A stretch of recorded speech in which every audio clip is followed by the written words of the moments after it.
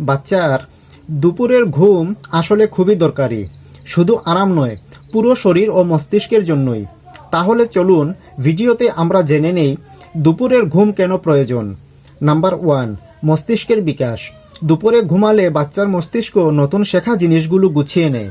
কথা বলা, মনে রাখা, চিন্তা করার ক্ষমতা এতে ভালোভাবে গড়ে ওঠে। নাম্বার 2, মেজাজ ভালো থাকে। ঘুম না হলে বাচ্চা বেশি কান্নাকাটি করে, জেদি হয়ে যায়, অল্পতেই রেগে যায়। কিন্তু ঘুম হলে বাচ্চার মন ফ্রেশ থাকে এবং খেলাধুলাও আনন্দে করে। নাম্বার 3, শরীরের বৃদ্ধি। ঘুমের সময়ই গ্রোথ হরমোন বেশি কাজ করে। এটা বাচ্চার উচ্চতা, ওজন আর পেশি গঠনে সাহায্য করে। নাম্বার 4, রোগ প্রতিরোধ ক্ষমতা বাড়ে। ভালো ঘুম বাচ্চার শক্তিশালী ইমিউন সিস্টেম নিশ্চিত করে। নাম্বার 5, অতিরিক্ত ক্লান্তি কমায়।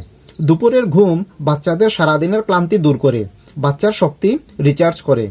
সংক্ষেপে বললে, দুপুরের ঘুম বাচ্চার মস্তিষ্ক, শরীর আর মন তিনটাকেই সুস্থ রাখে।